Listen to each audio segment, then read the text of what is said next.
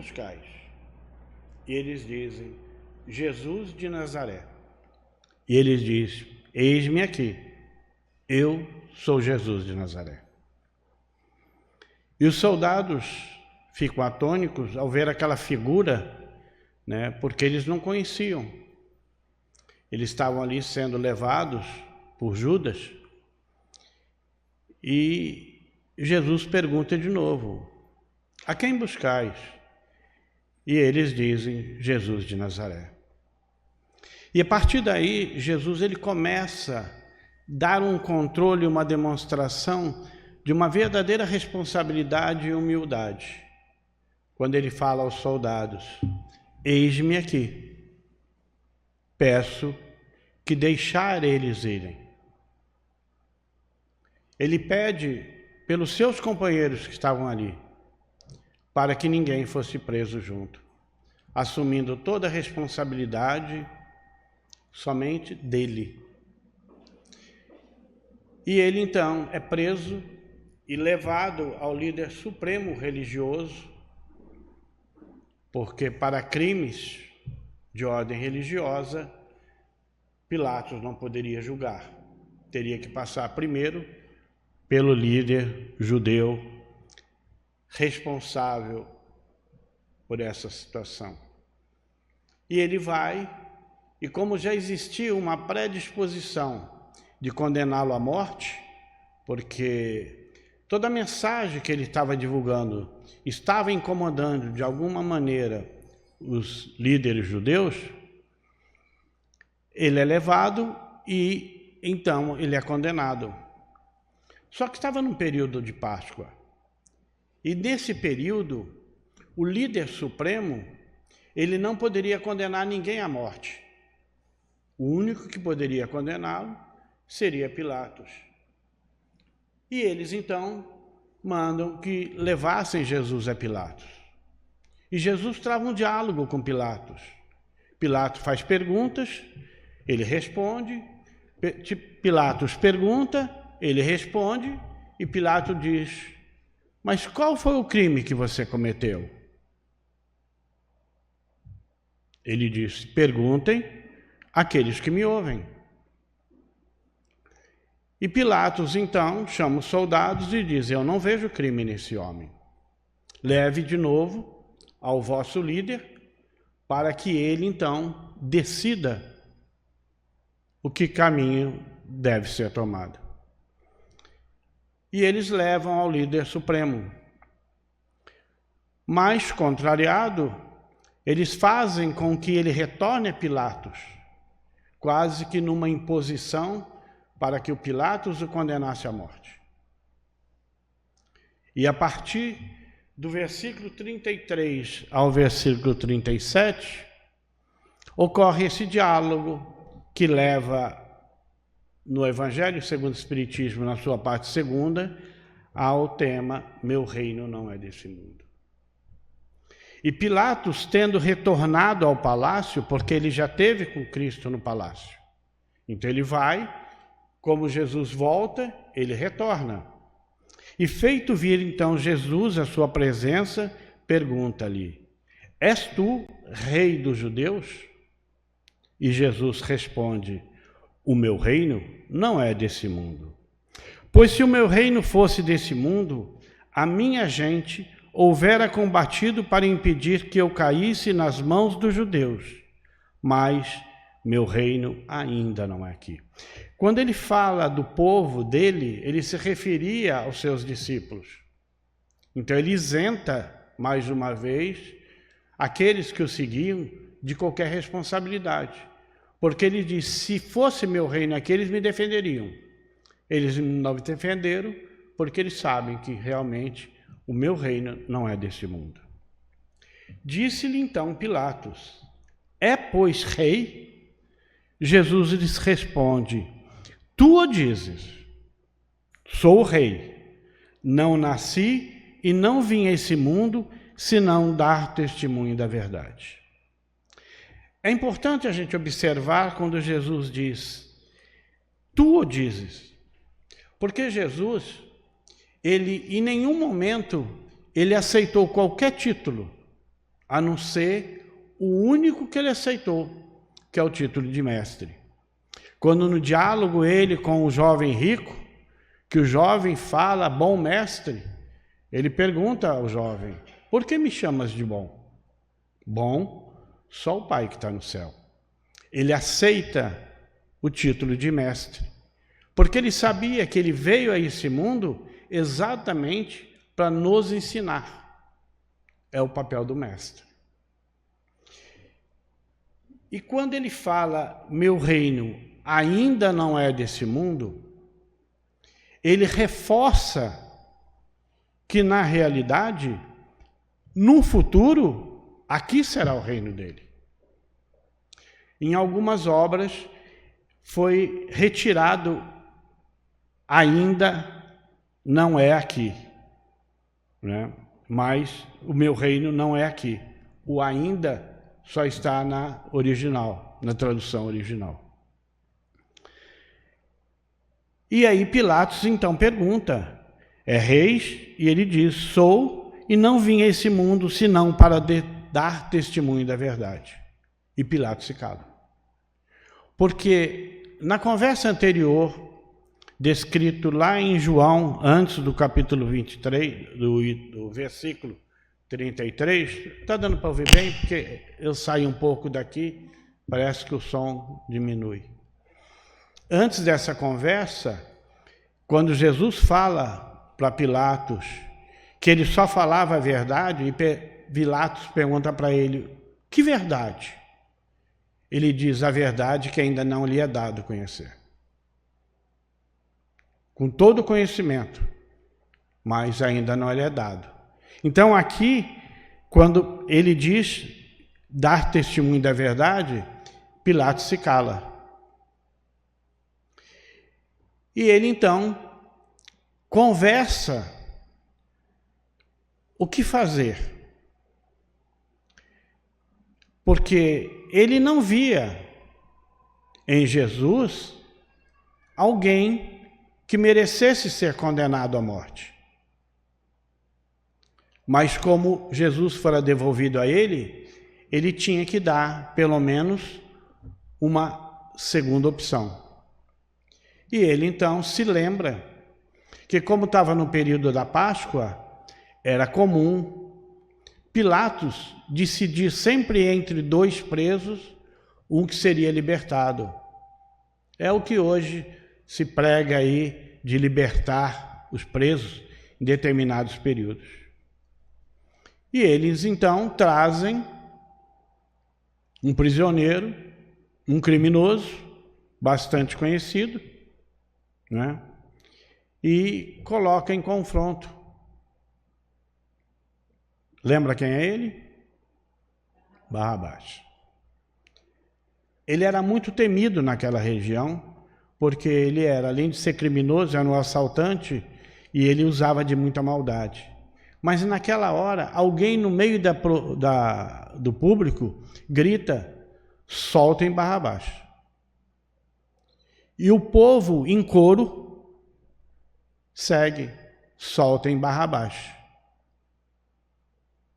Ficaria tudo bem se no meio daquelas pessoas alguém não gritasse, crucificai Jesus. E aí os outros em coro dizem, crucificar Jesus. E foi cumprido. Jesus foi crucificado. Mas o importante nessa passagem, nós devemos interpretar à luz da eternidade da alma. Pois ao ser questionado por Pilatos, Jesus fala de um reino que ainda não é desse mundo, sendo a realeza que se referiu Pilatos muito diferente daquela que falava Jesus. Ora, se nós analisarmos todos os ensinamentos de Jesus, em todas as épocas, nós sempre vamos identificar que toda a mensagem do Cristo tinha sempre uma visão futura. Ele nunca dizia para agora. Em todo. Foi com a mulher que era apedrejado, ele diz, vai, não peques mais. Né? Ou as outras situações, sempre ele dava uma conotação de não uma solução presente, mas uma solução futura. Porque Jesus, ele já via, ele já conhecia cada um de nós, e ele sabia perfeitamente que todos nós, desde a nossa primeira encarnação, lá no passado, como os espíritos simples e ignorantes, rumo à eternidade. Ou seja, o que não se pode fazer hoje, precisamos fazer amanhã. A lei da evolução é o nosso aperfeiçoamento, mas dia a dia. Nós erramos, somos orientados, voltamos para corrigir os erros. Então, quando ele fala, nesse momento, do reino, ele se referia a um futuro longínquo em que é chamado do reino dos céus, ou reino de Deus, a implantação aqui na Terra. Mas não só aqui na Terra, em todos os locais. Porque quando nós falamos de reino, e era a interpretação de Pilatos, nós imaginamos os reinados localizados no aqui e agora, não é? Em que todo o exercício é de um poder temporal, perecível, dependente de circunstâncias, vinculado aos poderes e aos benefícios que a própria terra pode nos propiciar. Obrigado, Helena.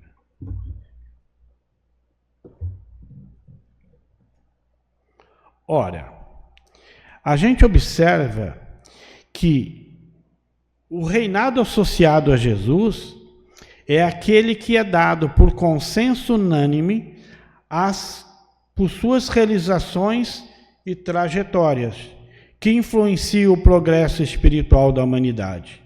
Essa realeza moral que fala Jesus é aquela que nasce no mérito pessoal, imperecível, atemporal, sendo bens preciosos desse reino, diferente dos brilhos do ouro que se apresentam na terra. Jesus não tinha como, nessa hora, dialogar com Pilatos. Pilatos não ia entender isso. Até porque, quando nós analisamos toda a trajetória de Jesus, ele sempre foi questionado por uma única questão. A mensagem dele confrontava a atitude do próprio Império Romano. Porque era o império pelo poder, pela força. E ele falava de uma mensagem, a mensagem que ele trazia era uma mensagem de esperança, de a possibilidade de dias melhores. E isso incomodava. Porque se agora eu consigo manter o povo por uma imposição, se esse povo for esclarecido, eu perco meu poder. Porque eu não vou conseguir mais mantê-los unidos pela força e pela manutenção daquilo que me interessa. E aí nós observamos que, como ponto de vista unicamente da vida terrestre, aqueles que buscam entesourar bens transitórios entregam seus sofrimentos, angústias, diante de uma ambição insatisfeita, de orgulho, vaidade, feridas, e o mal que o atinge não toca aos outros. Ou seja, esse reino, que era o reino de Pilatos, diferentemente do reino que Jesus pregava, é a situação que nós vemos hoje. Nós estamos há 2000 anos da mensagem do Cristo.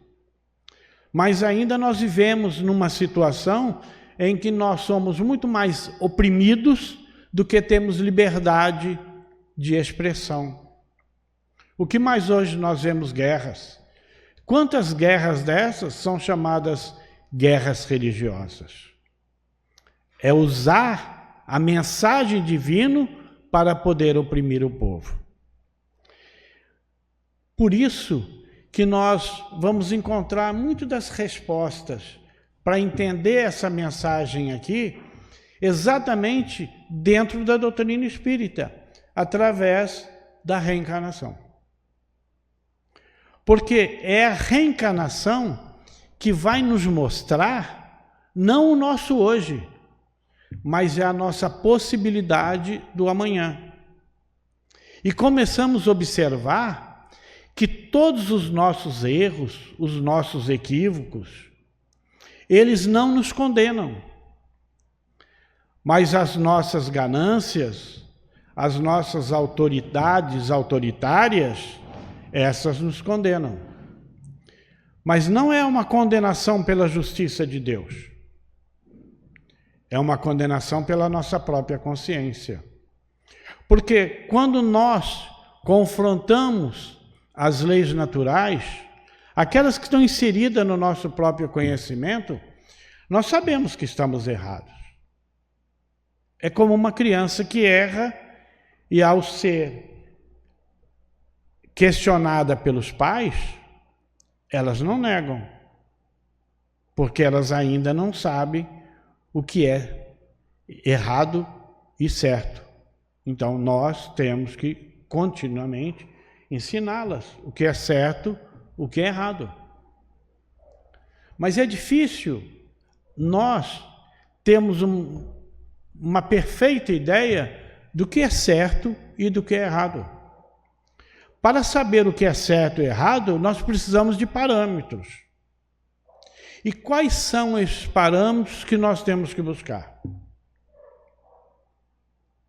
Daí, Jesus, numa mensagem 12 de João, em que ele diz: conhecereis a verdade e a verdade vos liberta. Porque quando questionado Jesus pelos seus seguidores, que Jesus fala a eles, né, sobre a questão da verdade, do seguir, eles perguntam: mestre, como poderemos um dia conhecer o que é verdade? E ele diz: sendo meus amigos. E mais uma vez, eles questionam Jesus: mas como serei eu seu amigo, mestre? E ele diz: fazendo tudo aquilo que vos mando fazer. É um parâmetro. Porque se nós começarmos a analisar o próprio Evangelho, quais são as orientações de Jesus? Jesus troca o decálogo trazido pela lei mosaica, dos 10 mandamentos, por 2. Mas ele não diz que os 10 estavam errados. Mas ele diz que 2 seriam os mais importantes. Que é amar a Deus acima de todas as coisas e ao próximo como a nós mesmos. Ele dá mais um parâmetro. Qual é o segundo parâmetro que ele nos dá? Nós. Nós só podemos amar verdadeiramente ao próximo quando nós nos amamos.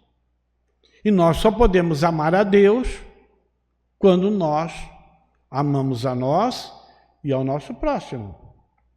Amai ao próximo como amai a si mesmo. Essa é a grande dificuldade.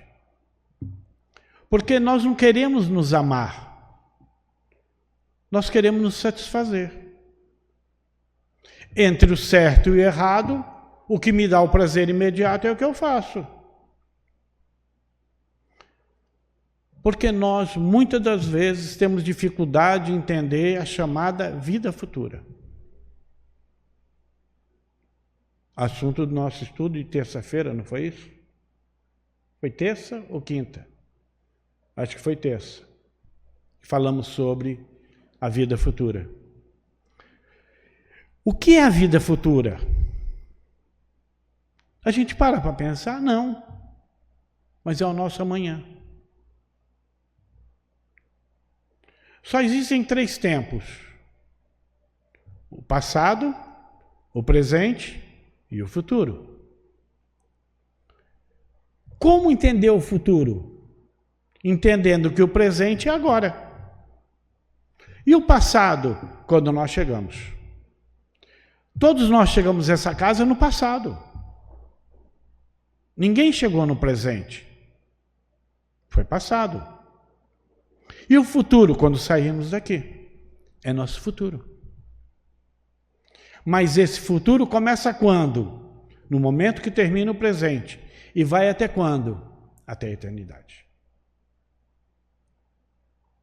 Então, quando nós temos essa noção de que precisamos agir em prol de nós, mas com essa visão que para conseguir atingir esses objetivos, nós temos que compartilhar com os outros os nossos mesmos objetivos, as nossas mesmas alegrias, as nossas mesmas satisfações.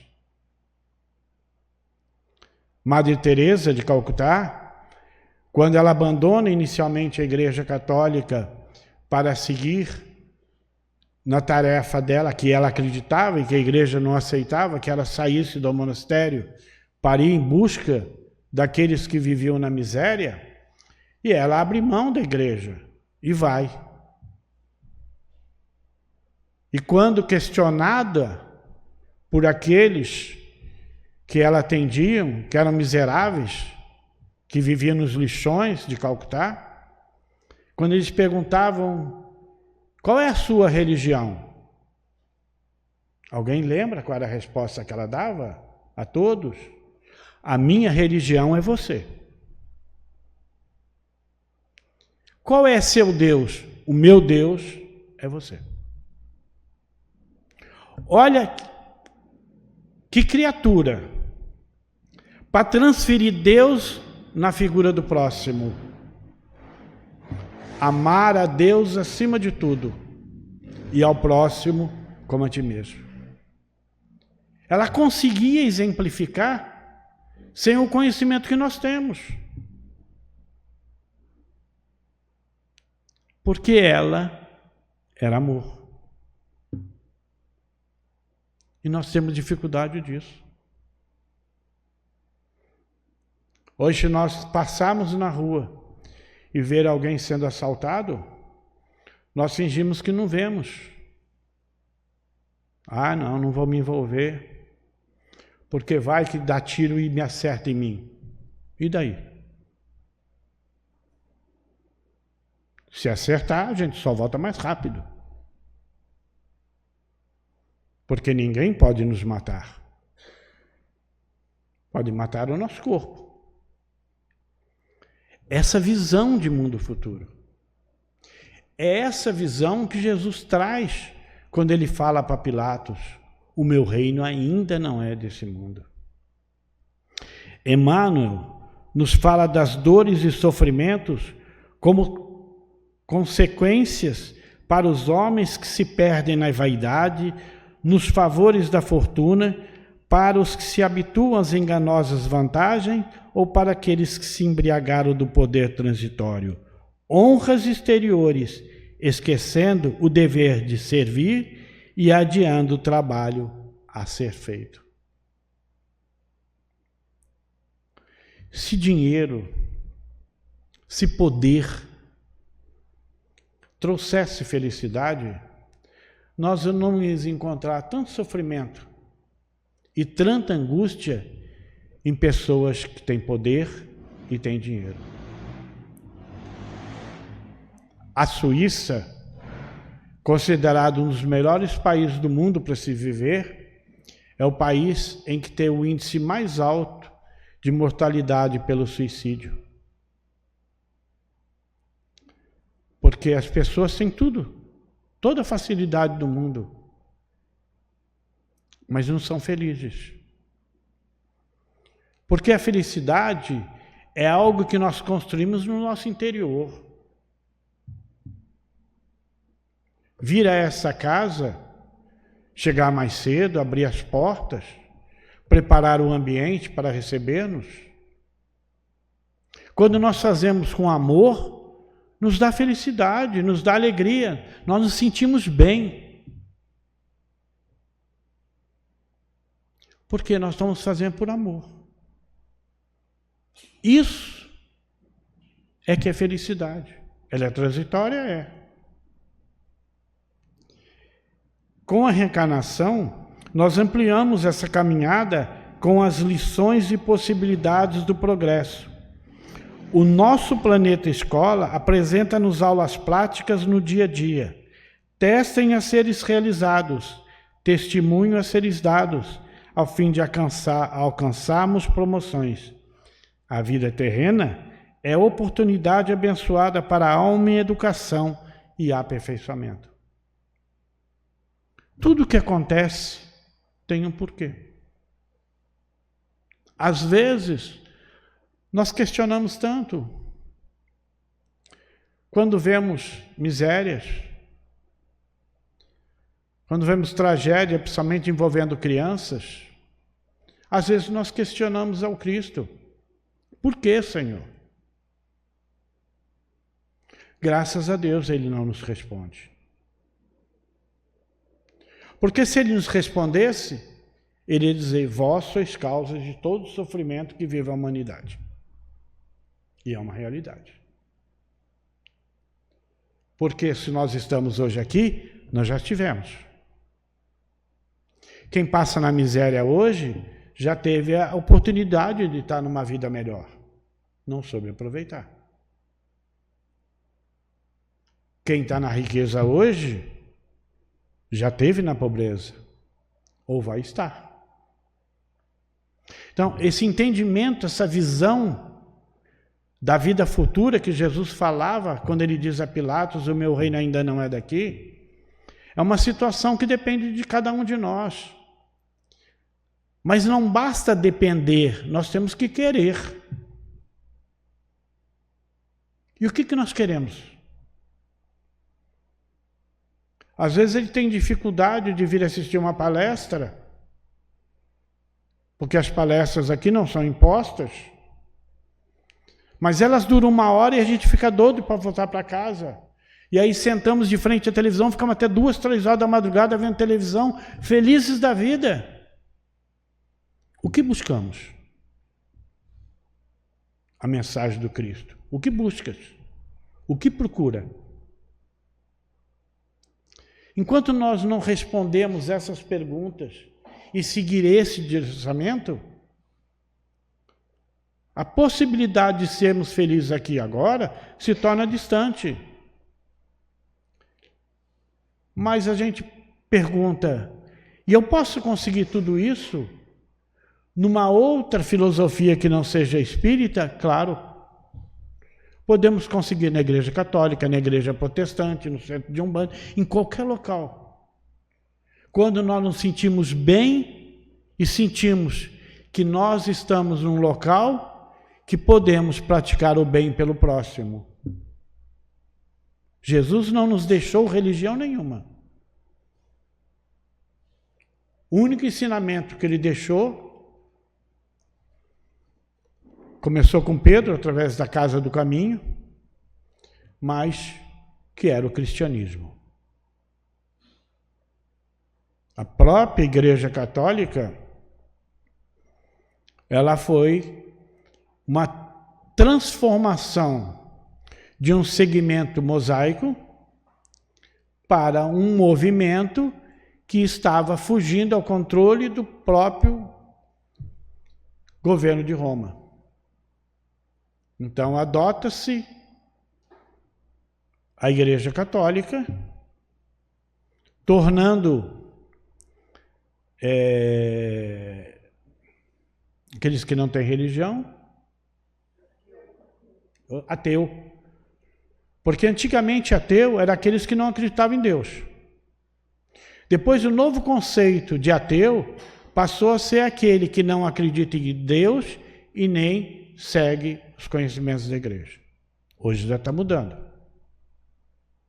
Porque a verdade, ela pode demorar, mas um dia ela se impõe. Joana de Ângeles, ela nos diz que é preferível rejeitar 9 verdades do que aceitar uma mentira. Porque as verdades serão impostas. Elas não virão normalmente, serão impostas pelas próprias leis divinas. Emmanuel, ele vai adiante. Ele diz, é melhor rejeitar 10 verdades do que aceitar uma mentira. Sem chance. Por quê? Quando nós rejeitamos uma verdade, ela não deixa de ser verdade. Mas quando nós aceitamos uma mentira, essa mentira, de tanto ser colocada, ela se torna uma verdade.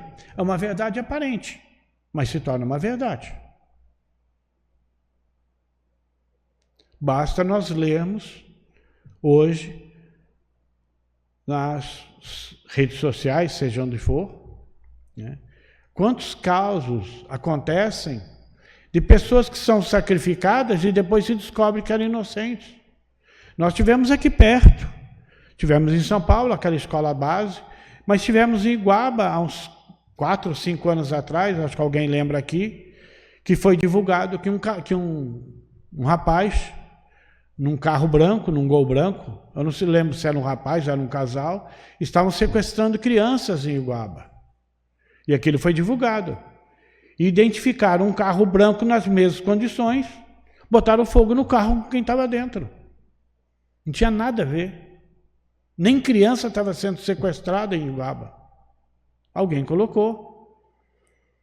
É a mentira sendo reforçado por outra mentira, se torna uma verdade. Nós somos movidos por palavras. Somos movidos a nos mostrarmos importantes em determinados segmentos, diante de determinadas situações e perante determinadas pessoas. No entanto, aquele que é importante o é pura e simplesmente.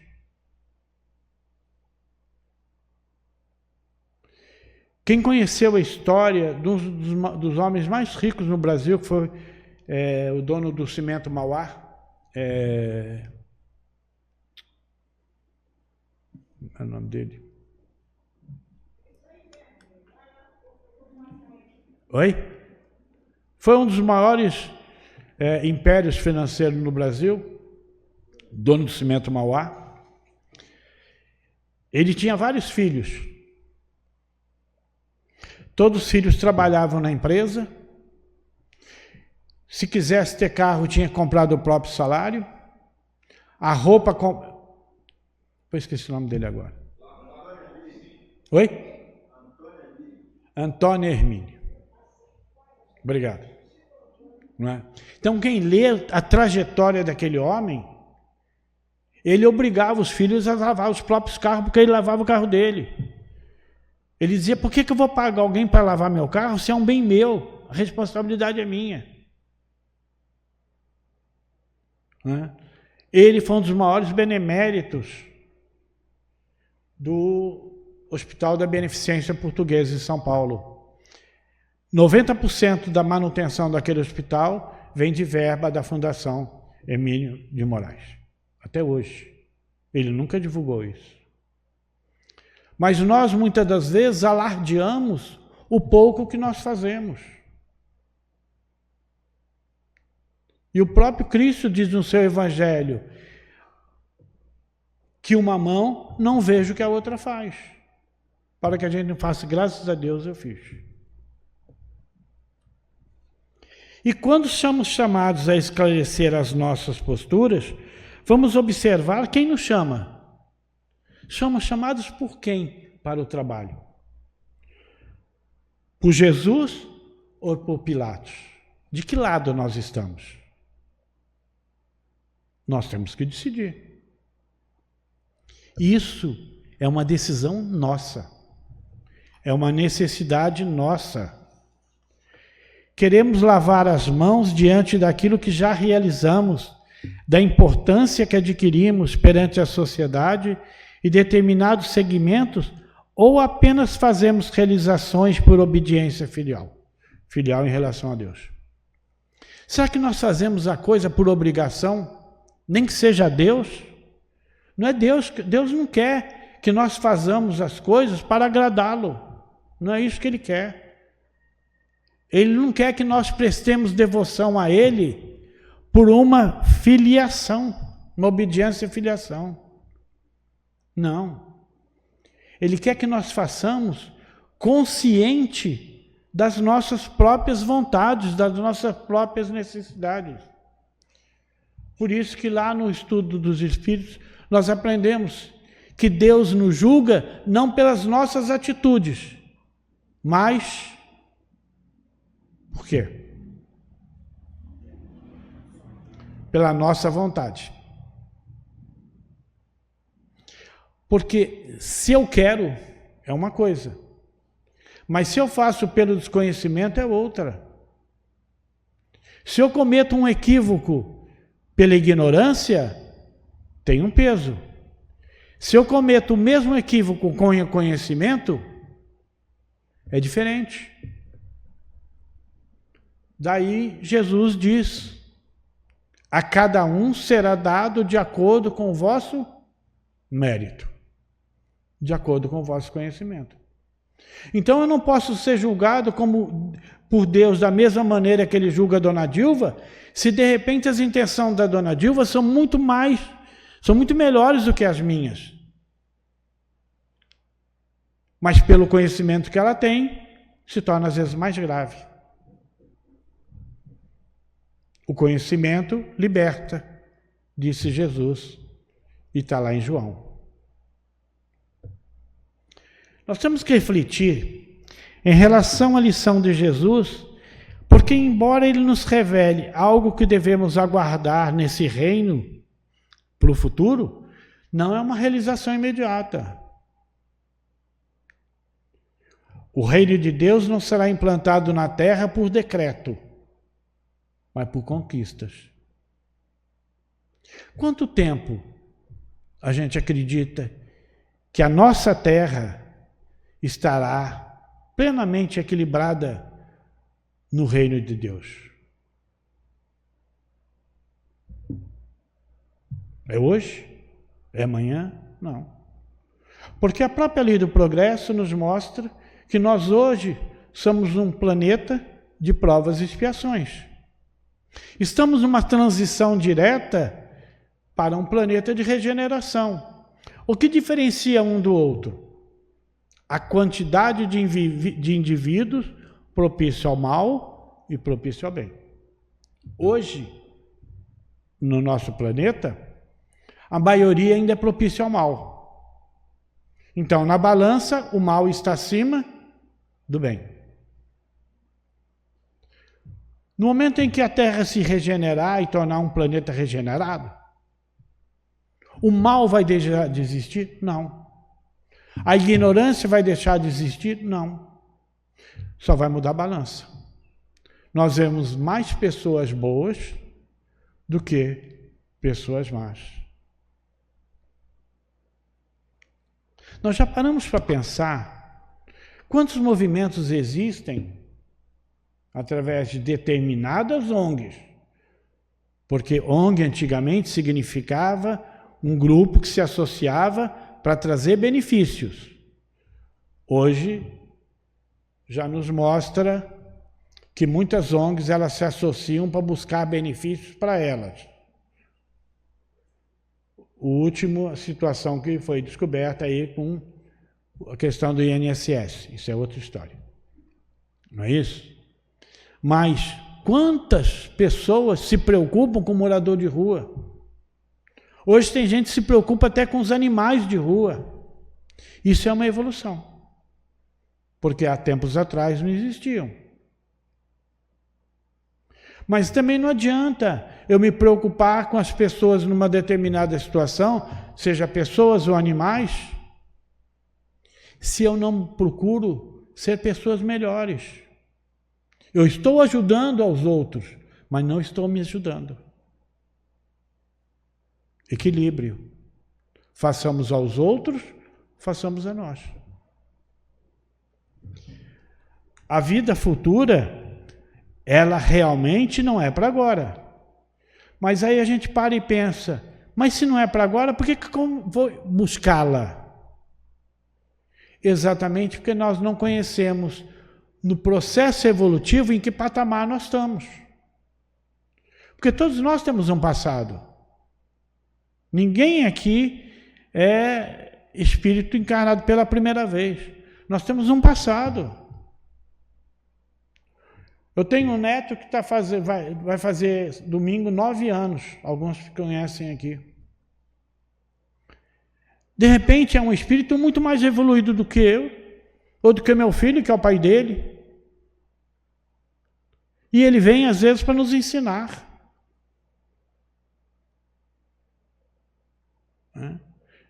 Eu tenho um outro em casa, e às vezes a gente tem em casa e a gente não observa. Meu neto Gabriel, ele faz certas colocações que a gente para pensar. Eu, com a idade dele, não pensava assim. Mas é só esses dois? Ah, então o Ben-Hur é privilegiado, tem 2 netos maravilhosos. Não. Desde 1970 ou 1980, já começou uma reencarnação no nosso planeta de espíritos melhores, mais evoluídos, melhores pensamentos. Para quê? Para promover o progresso. Há tempos atrás, o autismo era uma doença. E muitas das vezes ela é confundida com doença mental. Hoje, o autismo deixou de ser uma doença. E passou a ser o quê? Um indivíduo com uma determinada dificuldade. Então agora são chamados crianças especiais. Porque hoje já se conhece muito mais do autismo do que se existia no passado. E outras situações vão surgindo.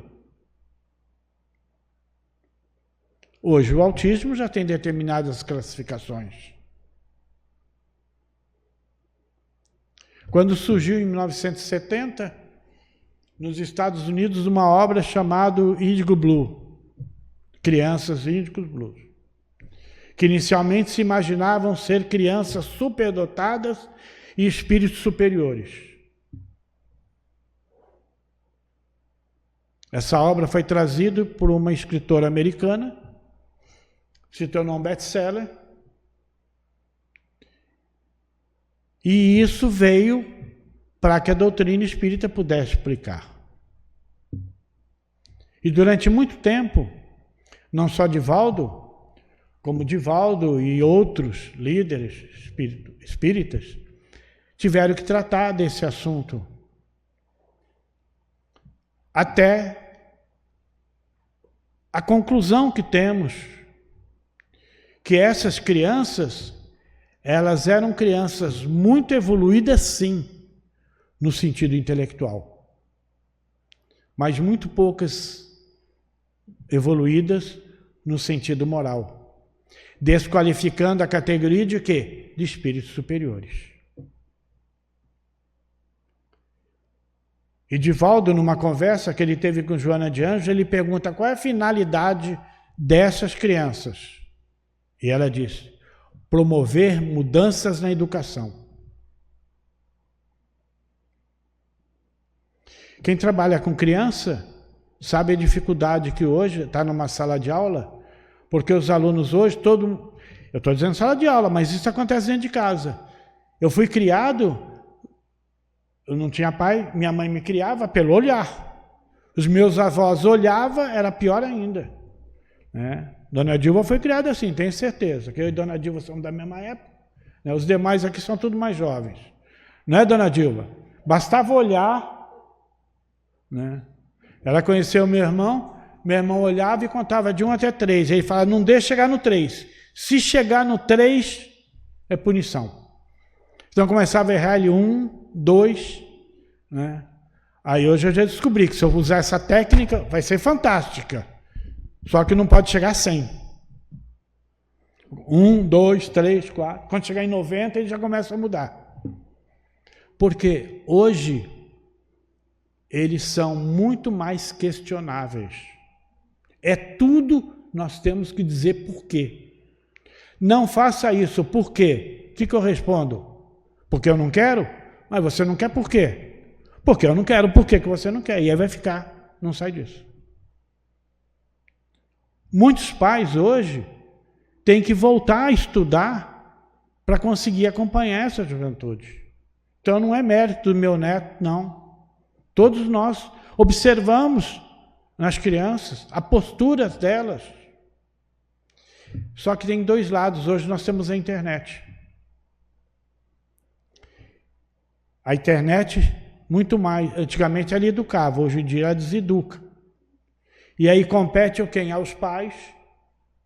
Começar a sentar com as crianças em frente à televisão, observar o que as crianças estão fazendo no celular. Por quê? Proibi-las? Não basta. Porque a gente proíbe, eles vão para a escola. Aí a escola agora, graças a um americano que desenvolveu essa teoria, e isso virou mundial, as escolas agora estão proibindo o celular. Não é? Muita gente está aplaudindo. Outros não estão gostando. Por quê? Para que as crianças voltem a se inteirar uma com as outras. Isso é progresso. Então, isso já faz parte dessa evolução que o planeta está passando e que lá na frente nós vamos poder dizer, nós vivemos no reino de Deus. Mas o estudo do Evangelho é tão importante, a gente não percebe. A gente não percebe a importância do estudo do Evangelho. E quando nós abrimos a oportunidade de convidar pessoas para participar terça-feira do estudo da mediunidade, chove. Todo mundo quer participar. Ah, ser médium. Nossa, deve ser o máximo participar de uma reunião mediúnica. E o Evangelho? Abre-se vaga para o Evangelho, ninguém quer. No passado, para estudar o Evangelho aqui dentro de casa, dessa casa, né, era uma briga.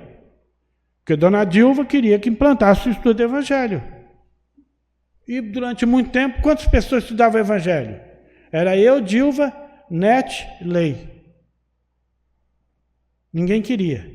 Mas na terça-feira, no estudo do Evangelho, era assim. Não estou criticando o estudo do Evangelho, é importante. O estudo da mediunidade é importante.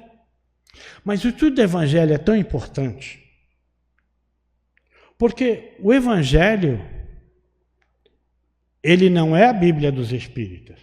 O Evangelho, segundo o Espiritismo, é a essência da parte moral do Evangelho do Cristo.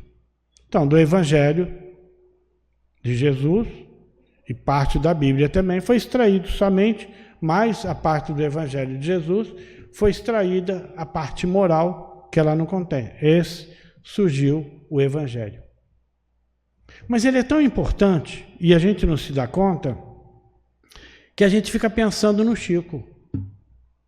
Eu conversei com o Rogério esse dia. Eu conheci, através de uma live que eu estou participando, de uma senhora lá de Taubaté que implantou, chama-se Momento de Ajuda, eu acho que é o nome mais ou menos esse, né? Em que foi criado na época da pandemia, para que pudesse... Muitas mães estavam perdendo filhos e entes queridos na época da pandemia. E as instituições estavam todas fechadas. Então ela criou um movimento que era feito na casa, porque o grupo espiritual era fechado, para atender as mães. E esse movimento tomou um corpo muito grande. E hoje ela transformou numa live toda quinta-feira, em que ela convoca palestrantes famosos, pessoas famosas, para interagir com as pessoas que ali participam. E eu conheci uma pessoa que meu filho riu, falou, pai, você foi palestrante durante muitos anos, como é que você não conhece, nunca ouviu falar dessa mulher? Juscelma Coelho. Eu acho que a gente não conhece realmente. Não sei se alguém aqui já ouviu falar dela. Não é? Ela é presidente da Sociedade Espírita Maria Nunes, em Minas Gerais. Foi a primeira instituição espírita no Brasil a colocar a chamada pomada do vovô Pedro. Mas na live ela não divulga, ela não fala e ela não aborda essa questão desse tema. Mas ela fez parte durante muitos anos de um grupo de expositores espíritas que se reuniam na casa do Chico para... Ela roda, que ela dizia, era uma roda de bate-papo. Eles se reuniam para conversar com o Chico sobre movimento espírita, sobre doutrina espírita, sobre tudo. Pensou que legal, Helena? Você poder participar de uma roda dessa com o Chico? Né? Onde isso já não nos pertence mais. E ela falava que no último encontro que eles tiveram com o Chico já estava bem mal, né? E o Chico virou para eles, pensou um tempo e falou: olha, eu sei que todos aqui são oradores. Graças a Deus vocês existem. Mas o movimento espírita não necessita mais de orador espírita. Todo mundo ficou olhando para o Chico. Um olhou para o outro: eu sou orador, eu sou. Olhou para o Chico.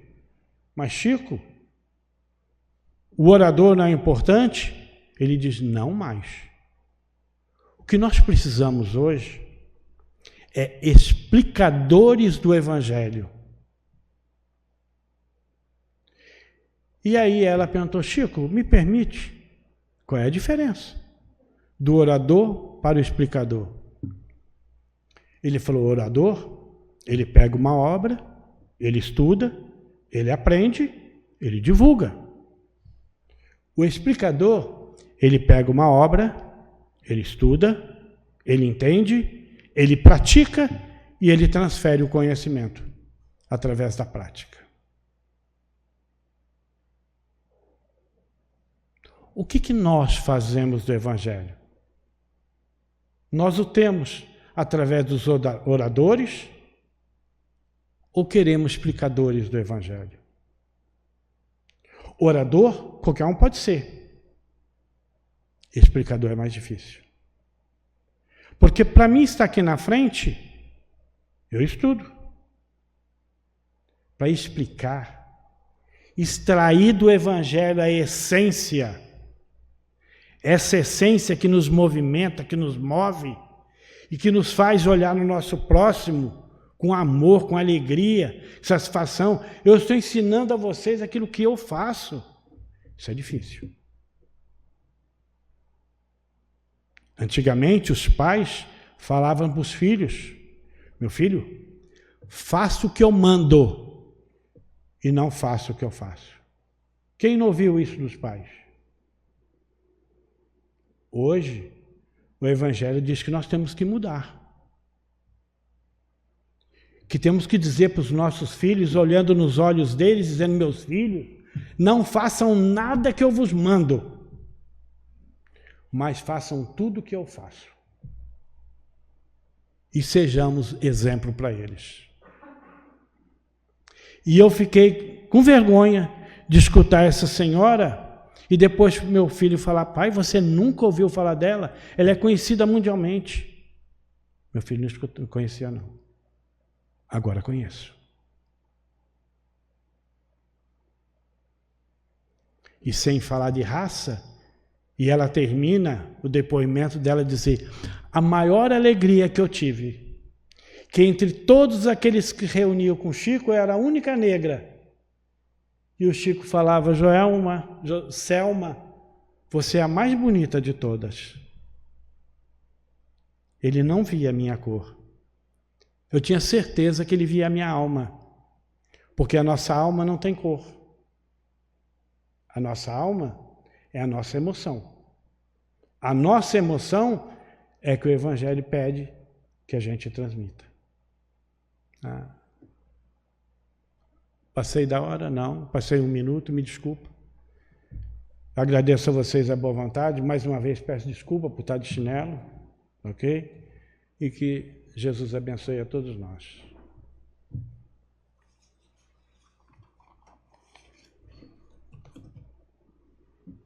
agora você que sabe.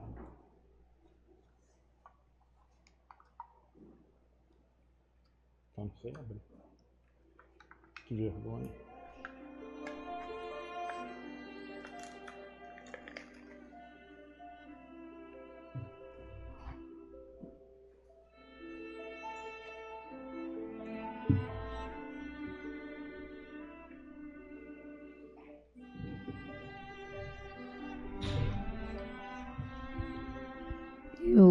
Quando você falou o nome dela, Joselma, né? Eu, a princípio, não lembrei quem era. E quando você falou que era a pessoa da pomada do vovô Pedro, aí eu falei, já sei quem é. Muito boas as colocações dela. Nós vamos passar agora para o momento do passe, mas antes disso nós vamos pedir o Benhur para finalizar com a prece. E aqueles companheiros que não desejarem passar pelo passe, após a prece, estamos liberados. Boa noite a todos e que possamos voltar aos nossos lares em paz e em segurança.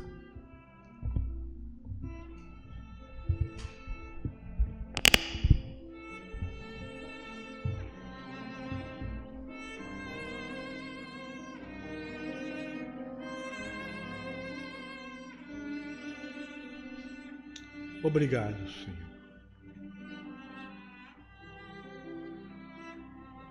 Nós te agradecemos de coração. Não por esse que vos fala, nem por essa casa que vos recebe, a todos nós, de coração. Mas nós te agradecemos, Pai, por esse Evangelho que nos permite, Senhor,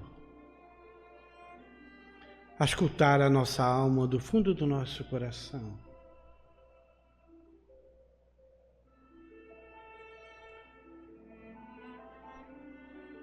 Nos tocar de emoção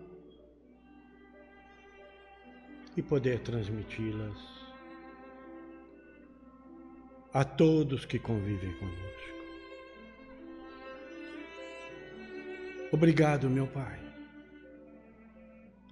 por ter nos dado como líder, como guia, como modelo, esse que é nosso mestre maior, nosso mestre Jesus. Mas também te agradecemos pelos seus trabalhadores no plano espiritual, pelos dirigentes dessa casa que nos acolhe, que nos abraça, mas que nos abraça cada um individualmente, fazendo-nos sentir que somos todos acolhidos por Ele. Por isso te agradecemos, por esses momentos de alegria, de felicidade, sim,